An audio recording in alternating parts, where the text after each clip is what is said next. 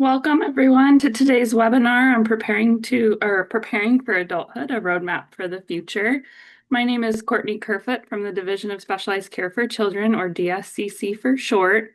This webinar is hosted by DSCC in partnership with the Illinois Lifespan Program through the ARC of Illinois and is the first webinar in a two-part series. The session 2 will be held in July and will build on this first session. This webinar is provided by Claire Cook, who is DSCC's Title V Transition Specialist, and Suzanne Aaron, the Outreach Specialist for Northern Illinois with the Illinois Lifespan Program. Thank you everyone for joining us today for this important topic, and now I will turn it over to Claire to get us started. Thanks, Courtney.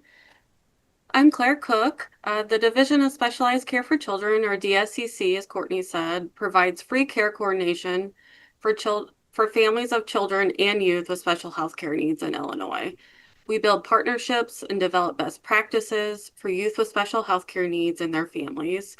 We're also a diverse team of professionals from various healthcare and human service backgrounds. We use that expertise and knowledge to support families and connect them with the right services and resources. As DSCC's transition specialist, I have two main responsibilities. First, I support youth with special healthcare needs to transition smoothly into adult life. And second, I work with DSCC to provide transition-focused supports to our care coordination teams and outside providers like doctors and schools. Hi, everyone. I'm Suzanne Aaron, and for over 70 years, the ARC of Illinois has been advocating for people with disabilities, families, and community organizations to make Illinois a place where people with disabilities can live, work, learn, play, and love in communities across the state.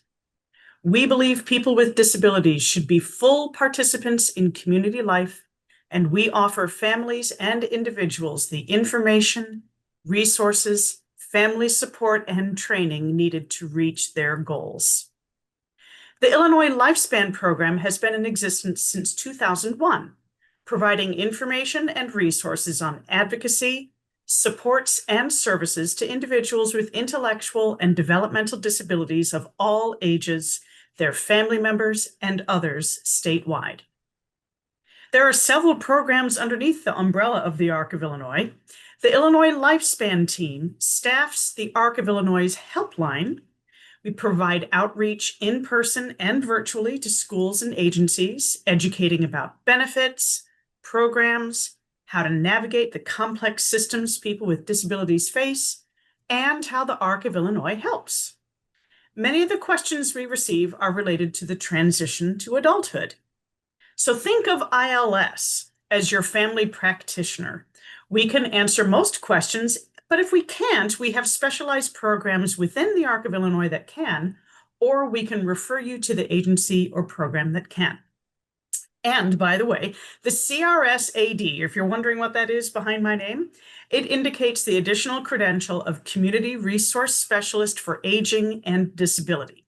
Many ILS staff have earned this additional designation. Growing up is hard, especially for youth with complex health needs or intellectual and developmental disabilities. They may face challenges that their peers don't. Moving from children's services to adult systems can be overwhelming. Adult services often have different rules and can be harder to understand. Families must learn new processes and requirements. In this webinar, you'll be introduced to navigating adult systems. You'll begin to learn how to access and understand adult services. We'll also talk about changing family roles. As young people take on more responsibility, family dynamics naturally shift. Parents and caregivers begin stepping back from daily management and instead take on a more supportive role, encouraging their young adults' independence while still providing guidance. This webinar is part of a series that's focused on different ages. This session is for families and youth ages 12 to 15. We'll focus on physical age, not developmental. So even if your child's development is different, you may still find helpful information. Our first topic is entitled Adjusting to Change and Becoming Partners. This focuses on helping youth connect with programs and resources that prepare them for success in adult settings. It's also about encouraging them to take an active role in decision-making and problem-solving while adapting to new roles where they are seen as partners in their care, not just patients. Next, we'll talk about expanding support and building relationships or circles of support. This means finding more support by connecting with others in the disability community and making new friends. We'll learn about adult programs and how to deal with challenges that might make things harder. We'll also talk about planning for the future, like saving money and taking care of health needs. At the end, we'll put it all together to create a plan for the future. When life feels overwhelming, it's hard to know where to start. Many of us feel stretched too thin with no room to take on more. Youth with disabilities may feel unseen or disconnected, dealing with daily pain and illness while just trying to get through school. Facing the changes of growing up can feel like hitting a wall. It's tough to think about the future when today is already so hard. For parents and caregivers, it's common to worry about your child's future. Questions like, what will happen when I'm not there to care for them? Or, will they be happy? Can keep you up at night. Youth share these fears, often struggling to think ahead when the present feels overwhelming. But the unknown is often scarier than facing the future with a plan. The good news, you don't have to do it all on once. Start with small, simple steps, and as you grow more confident, the bigger challenges will feel easier to tackle. This statement, educated parents become empowered parents, came to me back in 2018 when I was in one of my Partners in Policymaking sessions. Partners in Policymaking is an 8-month educational series that teaches parents of children and youth with intellectual and developmental disabilities and self-advocates about disability policies, best practices, and systems change. It occurred to me that the more I knew, the more confident I felt in navigating this world on behalf of my son and with my son. I think it really resonates with what we want to give all of you, educated parents becoming empowered parents. We can think of it in the same sense with our youth. As our children grow and transition to adulthood, our role as parents and caregivers can shift to becoming more like partners. We can focus on 2 key goals to support them during this time. First, equip. Our first goal is to help our youth develop important skills like communication and problem solving. These skills will help them feel confident and capable of advocating for themselves in adult situations, whether it's at work, school, or with healthcare providers. Next, encourage. We also want to encourage them to take an active role in making decisions about what matters most to them. This includes understanding when and how to ask for help while still keeping as much independence as possible. By focusing on these goals of equip and encourage, we can work together to create a plan that helps them feel prepared and supported as they take on new responsibilities and opportunities. It's important for youth to try and make the most of their abilities and acknowledge their limitations. Equipping youth with communication and problem-solving skills so they can advocate for themselves involves becoming self-determined and figuring out when and how to get the help that they need. Some steps for youth might include learning when to ask for help, learning what your body needs to be clean. That's things like brushing your teeth and taking a shower. Figuring out what help you need and how to get it. For example, you might need someone to help with morning and evening care. Looking into tools and technology that can make daily tasks easier. That could be adaptive equipment and assistive technology. Learning how to ride the bus and paratransit services, and preparing for emergencies like power outages and weather events, which can be dangerous for individuals with complex medical needs. Self-determination looks different for everyone. One person may want to live independently, another may want to choose their clothing for the day. Self-advocacy, self-determination, and self-management are words that describe important skills. They're things that young people learn to take care of themselves and to make decisions. Knowing yourself and understanding how your disability might affect your life and the decisions that you make is important. Figuring out what supports you need is the first step. But what does a support mean? A support is any kind of help that makes it easier to do your daily tasks. It could be a person, like a teacher or a friend, or a thing, like a tool or a resource. If it helps you get something done, it's a support. When we don't have what we need, it's hard to focus on anything else because our needs are coming first. That's why it's important to know yourself. Once you know what you need, you can figure out what supports are going to help you the most. Let's look at our first example of self-advocacy with Molly.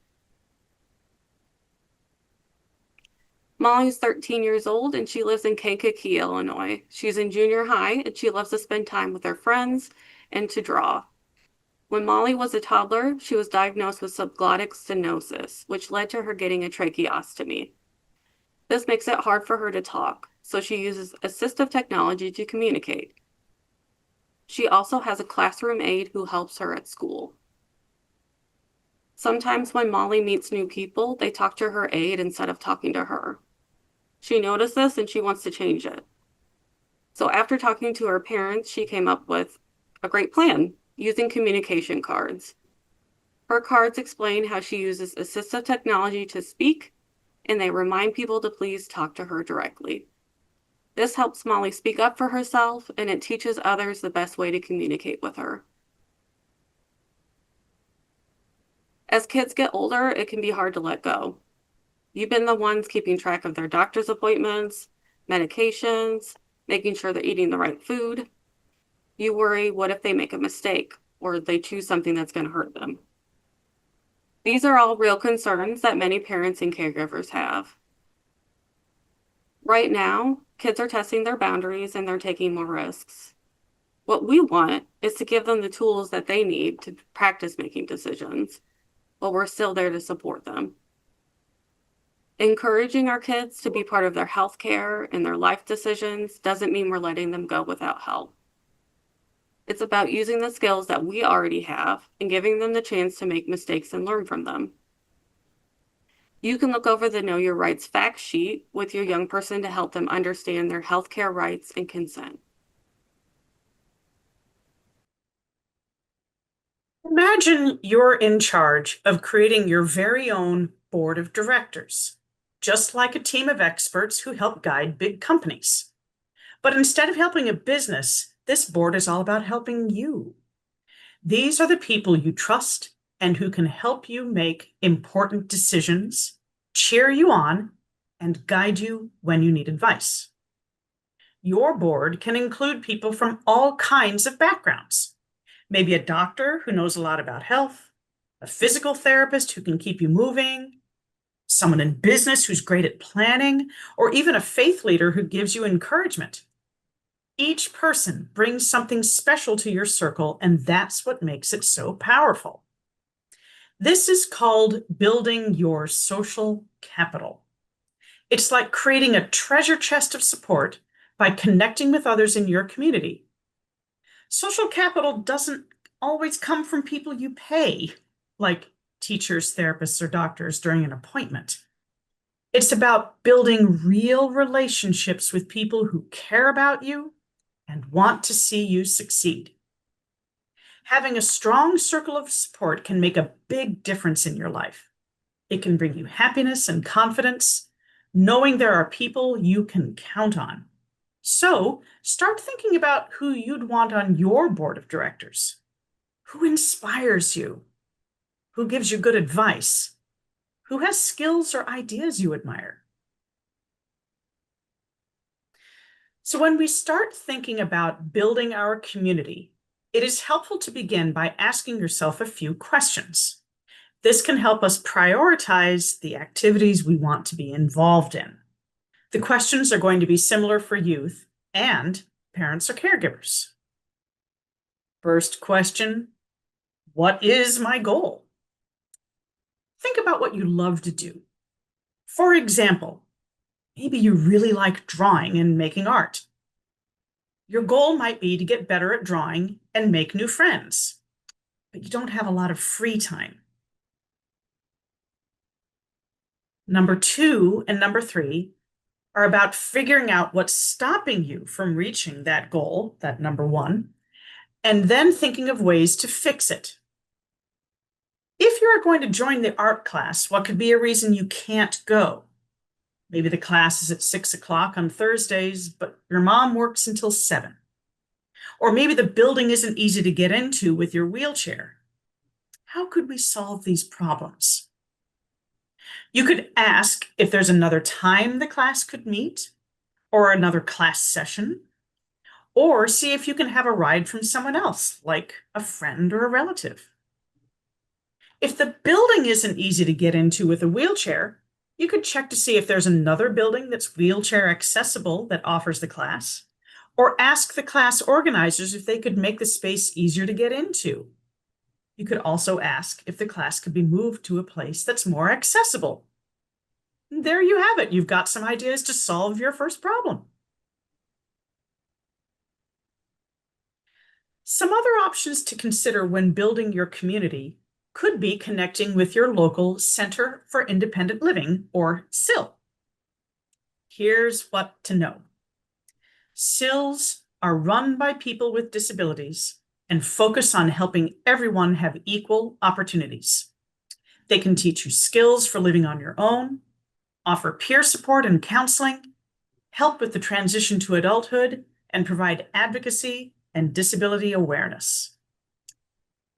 Youth Engaged for Change is a website that shares resources and opportunities to help young people learn, grow, and make a difference in their lives and in their communities. Living with a chronic illness can be challenging, and sometimes it might feel like it's too much to handle. That's called burnout. It's important to let your family and friends know when you feel this way so they can help. Maybe what you need right now is extra reminders to take your medicine, or just someone to do something fun with to get your mind off of things. There's resources out there that can help you when you're feeling burnout. Generation Patient hosts online meetings for youth with chronic and rare health conditions. These meetings aren't therapy, but they're a safe place for you to share your experiences, get support, and connect with others who get what you're going through.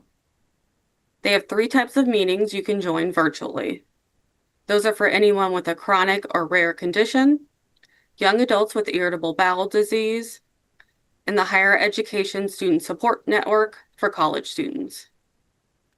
There's also Imagine Action, which has an online collection of guided audio recordings that help you cope, whether that's during a treatment at the doctor's office or at home when you're feeling bad. Lastly, the Make Foundation helps kids, teens, and families learn skills to handle pain and medical anxiety. We know that when pain isn't managed well, it can make people afraid of going to the doctor, and that can lead to bigger problems later on. Good pain management helps you feel more confident and in control of your health. You deserve to feel good when it comes to taking care of yourself.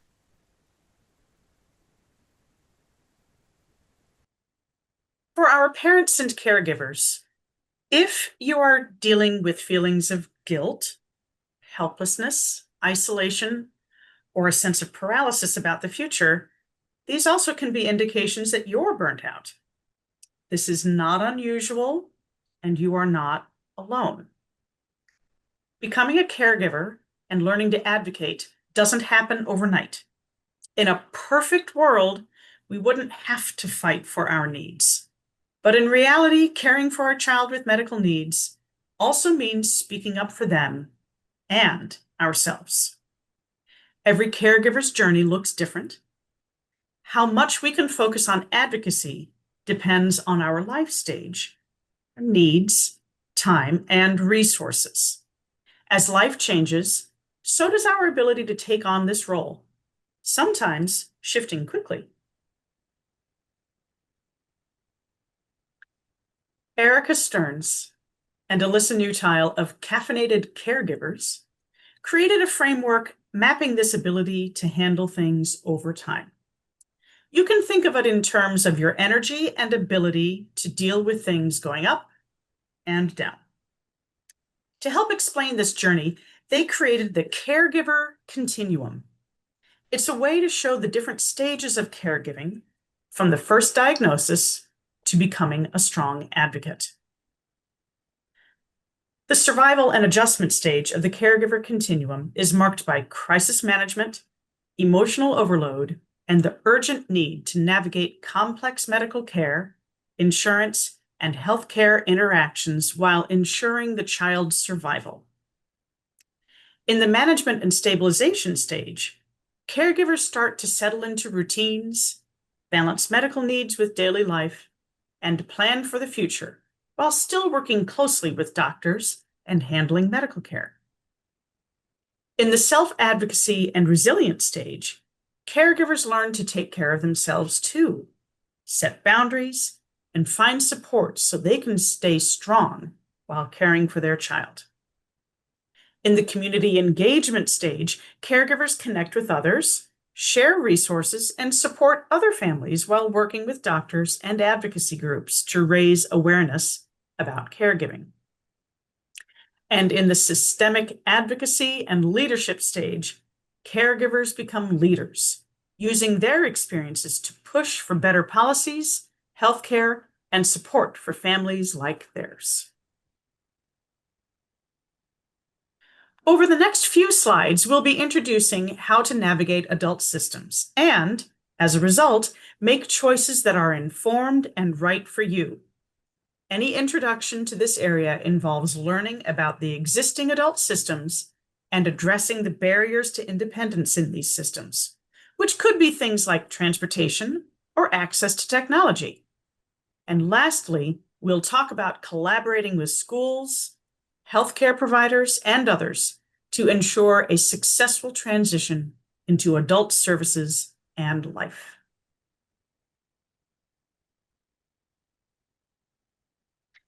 Understanding complex systems starts with learning the terminology. And boy, oh boy, do we have terminology, don't we? Anyone who has lived outside of the state can tell you that the terms and programs vary widely from state to state. So for our purposes, we'll only discuss what we have in Illinois. So what is a waiver? A waiver is a program that helps people get services they need to live at home or in their community instead of moving to a care facility. So what is a Medicaid waiver? Medicaid waivers are special programs funded by the state and federal government. They change Medicaid rules so the money can be used for non-medical services like personal assistance. Illinois has 9 home and community-based service waivers, or HCBS. And we'll have a lot of acronyms tonight, so we'll make sure that we define those. Some waivers are for children and young adults, while others are only for adults.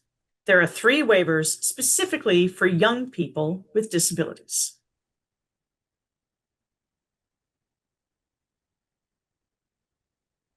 This picture shows how Illinois home and community-based waivers are organized. These waivers help people get services at home or in their community instead of a facility.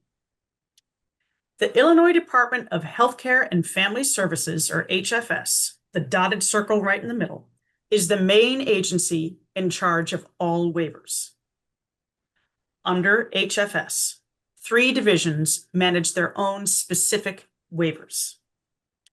The Division of Developmental Disabilities, or DDD, supports individuals with developmental disabilities. The Division of Specialized Care for Children, or DSCC, helps children and young adults with complex medical needs. The Division of Rehabilitation Services, or DRS, or sometimes referred to as DOORS, assists individuals with physical disabilities or brain injuries. Each division runs programs to provide the right services based on a person's needs. 4 waivers specifically help young people with disabilities. The Developmental Disability Support Waiver is for children and young adults ages 3 to 21 with developmental disabilities. It helps families get services to keep their child at home and offers support like behavior counseling, adaptive equipment, home or vehicle modifications, personal support workers, nursing care, transportation, and respite. The residential waiver is for children and young adults 3 to 21 with intellectual or developmental disabilities. It supports those at risk of needing to live in an intermediate care facility and provides services to help them stay in their community. The medically fragile, technology-dependent waiver is for children with complex medical needs who need in-home nursing care. DSCC manages this program in Illinois, helping families arrange Medicaid-covered nursing care at home. The Division of Rehabilitation Services, or DOORS, has multiple waivers. If approved, a component of that is eligibility for the Home Services Program, and that's what this is. The Home Services Program is a waiver that's managed by DOORS that's mainly for adults under 60, but it can also help younger people. It covers services like personal assistance, nursing care, and respite hours. Their goal is to help people with severe disabilities so they can remain in their homes and be as independent as possible. Legal guardians can also be paid caregivers. Unlike some waivers, DOORS does not have a waiting list. You can be on the PUNS list and the DOORS waiver at the same time, but once you're pulled from PUNS, you must choose either the DOORS waiver or the DD waiver. You can only be on one waiver at a time. To access these services, you'll need to contact the organizations on this slide. So if your child has a developmental disability, you'll need to contact your local Independent Service Coordination Agency, or ISC. They'll assess your child and add them to the PUNS waitlist. PUNS is the list for getting developmental disability services in Illinois. If your child is medically fragile and uses technology, you should contact DSCC to reach our enrollment team. A child who qualifies for MFTD might have a tracheostomy and need a ventilator to breathe, or a feeding tube to eat. If you're interested in the DOORS waiver, you can complete a referral form online, and they'll contact you to set up an appointment. When it comes to waivers for adults, for our purposes, the Persons with Disabilities, the Supportive Living Program, and the Developmental Disabilities waivers are the most likely to be what our young adults are eligible for.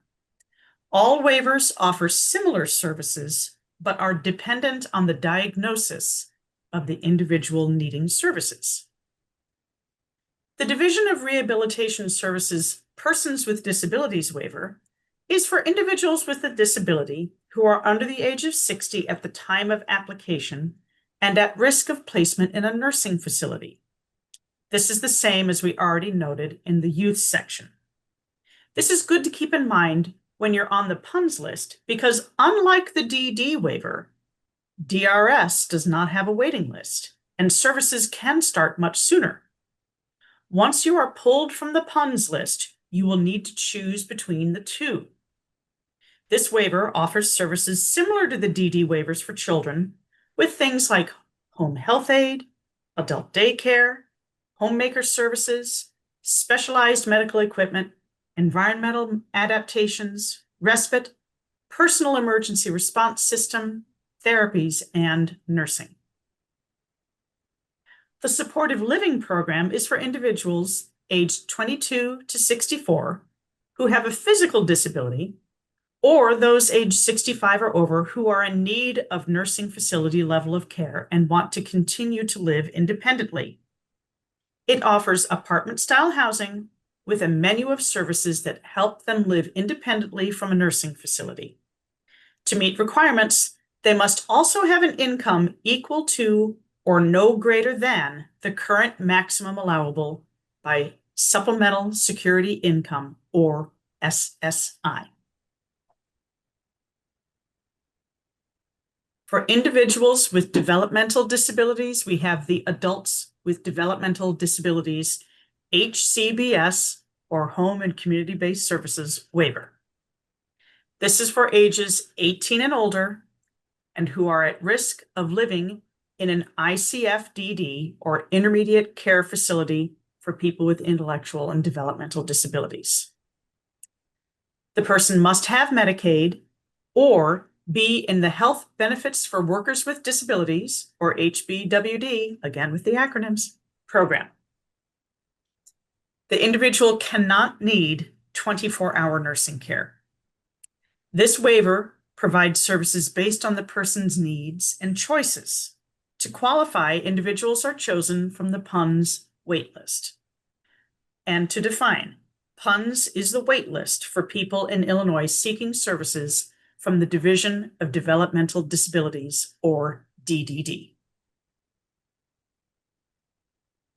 When you are considering which waiver will fit your young adult with developmental disabilities' individual needs, the ARC of Illinois has a comparison fact sheet with all of the basic services of each waiver, as well as a second page with questions you should consider when deciding which waiver will be right for you. And that website is www.thearcofil.org.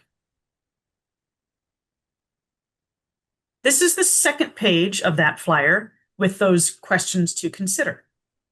All of these programs are under the Healthcare and Family Services Division, or HFS. The programs on these flyers are under two different agencies underneath HFS, the Division of Developmental Disabilities and the Division of Rehabilitation Services, or DRS, or DORS.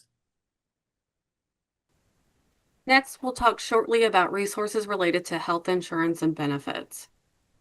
The first resource on the slide, DSCC's Illinois Medicaid Programs and Eligibility Guide, explains Medicaid eligibility rules and how to apply. It's important to note that adult Medicaid starts at age 19, and you should be applying within 1 to 2 months of your 19th birthday. All kids' medical coverage ends the last day of the month when a child turns 19. With private health insurance, children can remain on their parents' insurance plan through age 26 and 30 for military. It is possible for a disabled adult child to remain on their parents' private insurance after they turn 26. Different insurances and employers have different criteria to stay on after 26. So you'll need to talk with your insurance plan or employer. Fact sheets and slides from DSCC's Health Insurance Education Series can help give you a better idea of the options that exist in Illinois. The Guide to Adult Benefits, Services, and Resources is also a short and helpful way to learn about the options. The Medicare Fact Sheet explains eligibility and how to enroll in Medicare. It also explains the Medicare savings and extra help programs. Some important things to note about Medicare are that you need to have Social Security Disability Insurance, or SSDI, for 24 months before you can get Medicare coverage. This may apply to dependents whose caregivers receive SSDI. Medicare is a federal program. It's not a program that you apply for, but something that you become eligible for when you qualify. A disabled young adult can qualify for Medicare if they have a certain disability. The disabilities that are eligible are set by the Social Security Administration. If you want to know more about the disabilities that qualify, you can go to the Social Security's website. Next, we'll discuss how to address barriers to youth independence and find practical solutions. Helping our kids prepare for adulthood starts with teaching them how to manage their own lives as much as they can. For parents and caregivers, this might mean showing them how it's done by setting a good example. When kids see us standing up for ourselves and for them, it gives them a chance to learn how to do it too. We've already talked about taking some of these steps earlier, so you're already a pro at being a great partner for your child. Something else to think about in becoming partners might be, for parents and caregivers, how does my role differ as my child gets older? How can I continue to support them without doing it for them? And for youth, how will my role change as I get older? What supports will I still need from my parent or caregiver? Addressing barriers to independence, like transportation or access to technology, involves finding practical solutions and supports that meet a young person's needs. Here are a few common barriers and ideas for overcoming them.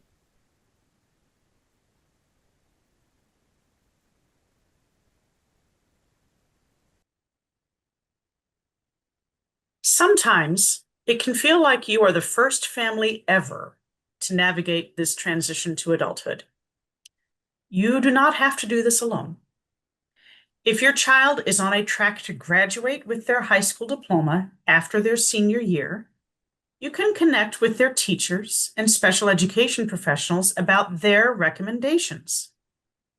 If your young adult is receiving transition to adulthood services ages 18 to 22, then a transition specialist through your school district can be a terrific resource to connect with about local opportunities and learn about benefits.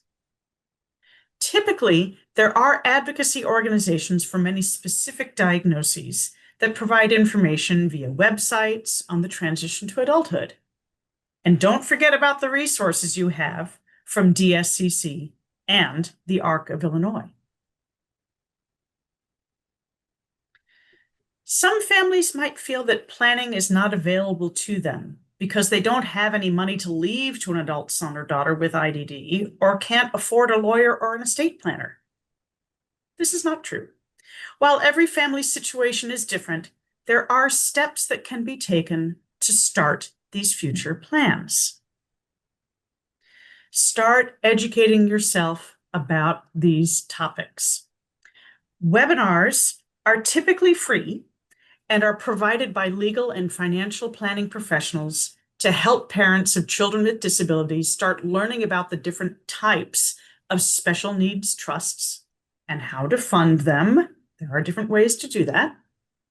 ABLE accounts, and ABLE stands for Achieving a Better Life Experience. Social Security benefits such as SSI and SSDI, and the types of insurance you or your family members may need. Conferences hosted by disability or advocacy organizations or disability-specific groups typically include sessions on future financial planning. When it is time to write a will or a special needs trust, and an attorney is required, there are options to connect with professionals who offer low or pro bono assistance.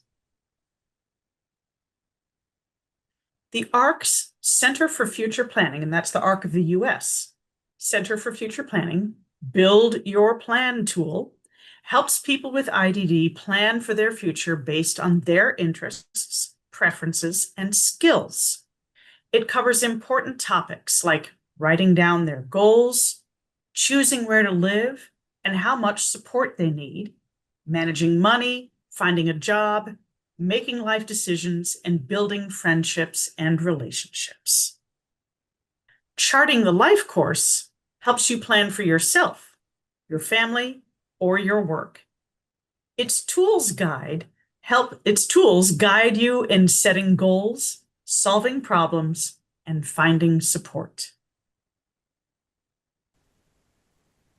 When it comes to preparing youth to manage their health as they get older, there's a few things we'd like them to consider. It's important to think about what you need to stay healthy and live the life that you want. Do you know how to take care of yourself and make choices that help you be independent and happy? What might your mind and body be like in 10, 15, or 20 years? What should you think about for your care as you grow up?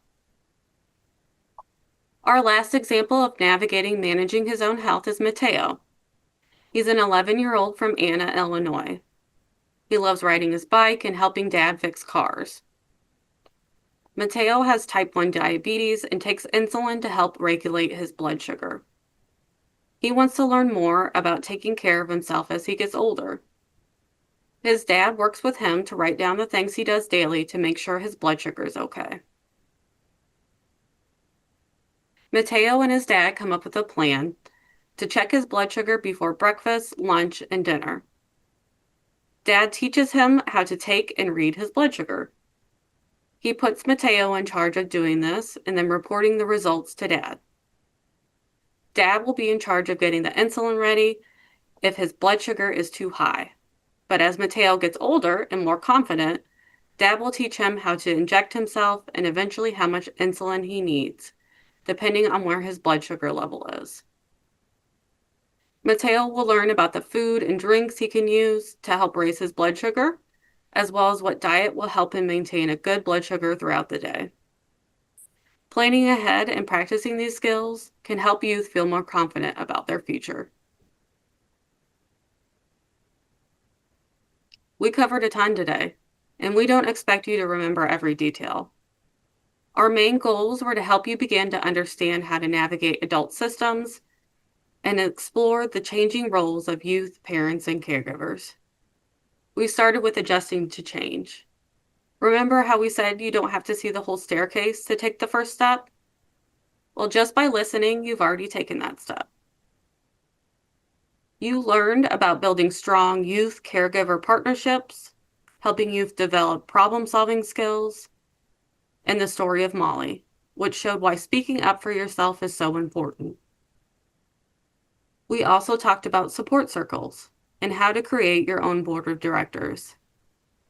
Youth learned how to handle burnout, while caregivers explored managing emotions through the caffeinated caregivers and caregiver continuum models. Then we introduced adult programs and waivers, discussed challenges in accessing these services, and shared ways to work together to make the move to adult care smoother. Finally, we focused on planning for the future, understanding financial decisions, using planning tools, and helping youth take charge of their own health. Copies of all of our slides are available on the DSCC website under the Resources tab and then Family Education Webinars. Please remember to complete the short evaluation following our conclusion. Thank you. Thank you, everyone.